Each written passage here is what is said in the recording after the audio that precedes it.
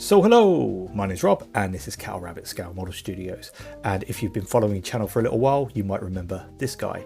This is my quartered Brutalis Dreadnought that I did. This is what to me joint custody looks like in the 41st millennium. It's part Deathwing, part Dark Angels. It's a really cool unit for just bridging the gap between the bone colour scheme and the green colour scheme, and I think they complement each other really well.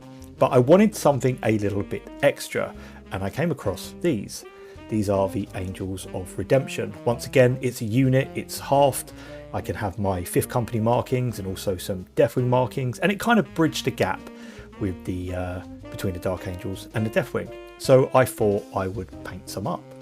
Now, I did this guy. This is a heavy intercessor. I didn't do anything fancy. I did him a little while ago, and he's kind of been sitting on my shelf, just you know, staring at me. I think it's a great unit, and having these on the tabletop will really kind of bring the army a bit more together and a bit more cohesive.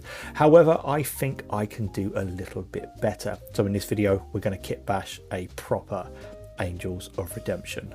I'll leave any information in the description box below, and obviously don't forget to like and subscribe, all that good stuff.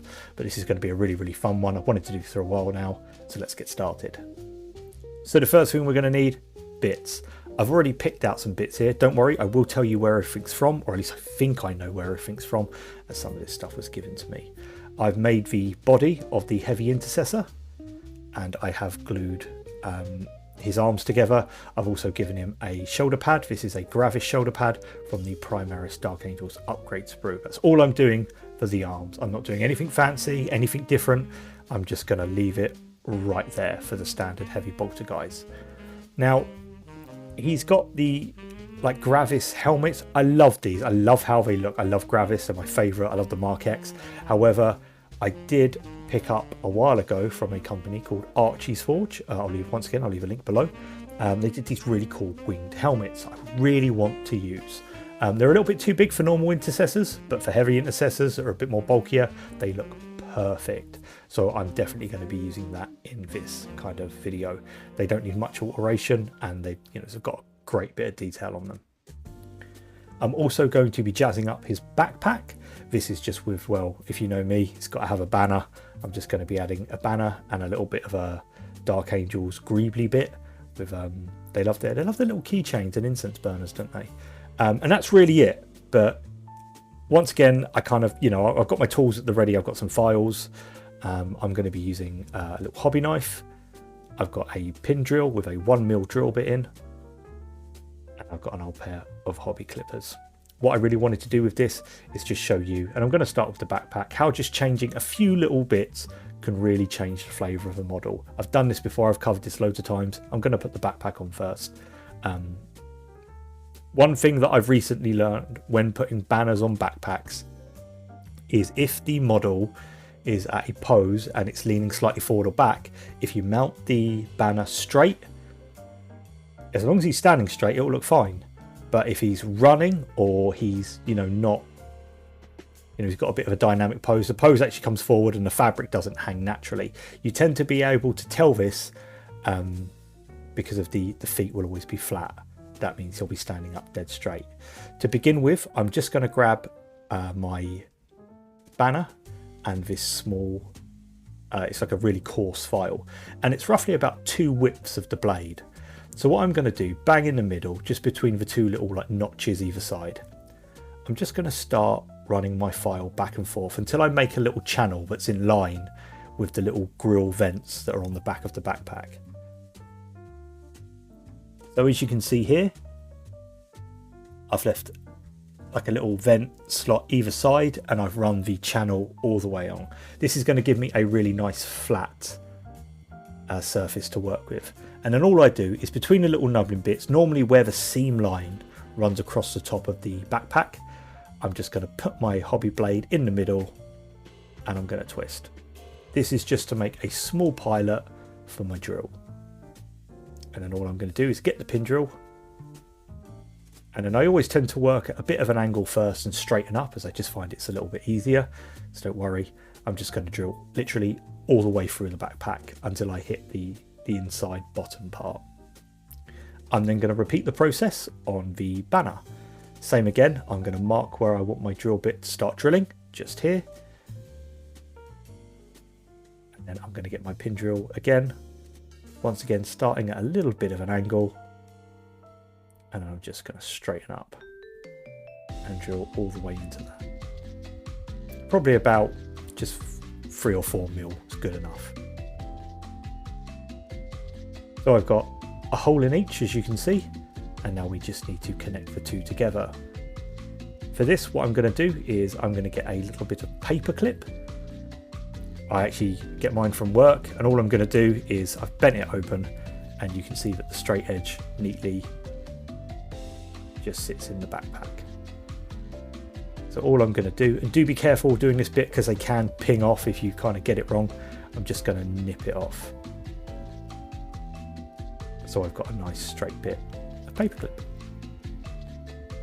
Then I'm just going to get some regular super glue. I like using liquid super glue as it's got a bit of drying time to it, which means you can play about with it a little bit and it doesn't set as quickly as some of the gels. And all I do is I push it in the nozzle and I poke it in the hole. After a couple of minutes, it's dry and I can start gluing the top part. Same again. All I'm going to do is I'm going to just put my banner just in the top, and as you can see, my pin needs to be cut down ever so slightly. So what I'm going to do is I'm going to nip off just a little bit at a time. I always work down a little bit, check the banner, work down a little bit. I was a bit lucky this time as it did it straight away. Remember, you can always take away, but you can't put back on. So do just err on the side of caution when cutting the pins down. Same again, a little bit of super glue, and I just push it into place. The only thing to watch for is when you are putting banners on backpacks is that it's not only straight, but it's also not twisted. You want the ends of the arms of the banner to be in line with the little exhaust things on the side of the backpack. Obviously, you can get it straight, it's great, but if it's wonky, it's going to be fairly noticeable. As you can see, it stands up nice and straight and it's fairly in the middle. Then I've got these little bits here. There's a small aquila and a little skull thing that came with the banner. However, I think I cut this off of one of the new Terminators. If you recognise this bit, correct me if I'm wrong. And all I'm going to do is I'm going to attach it to the top of the banner just to finish it off. Now for this, I'm going to be using Tamiya Extra Thin Cement. I like using this once again as it creates a really strong bond, but it's also got a bit of working time to it. Perfect for something like this as we might need to adjust it. So all I'm going to do is just on the flat section here, I'm just going to attach my little ornate greebly and just make sure that it is straight. What we want it to be is straight in line with those arms. Now to me that looks a little bit off center. See, lucky enough I've got the drying time, so I can just move it ever so slightly just so it sits a little bit more in the middle. And then I'm going to leave that to dry for a couple of minutes, and we're going to stick on the last bit on the backpack. So with this little bit here, I'm actually going to attach it just to the ends here, so it looks like it's sitting slightly higher up. Obviously it's got a nice curvature to it, which is really easy to manipulate around the actual, I guess, circular generator piece. All I'm going to do, once again, Tamiya Extra Thin Cement, just on some of the contact points. Once again, I like using this extra thin cement because what it does, it actually melts the plastic together, so you do get a stronger bond, but you also get a fair amount of drying time. And all I'm going to do is I'm roughly just going to get it into position.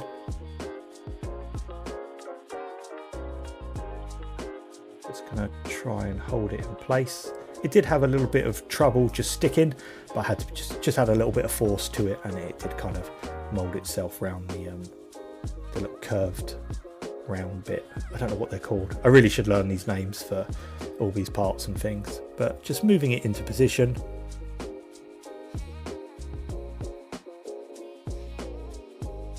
And there we go. The nice thing is, what you can do is you can add a little bit of extra cement to this, and it will actually loosen the super glue. So if you're not too happy, you can just move it around a little bit more. So it will tip there. I'm just going to hold it in place for a couple of seconds, and to me that looks quite good.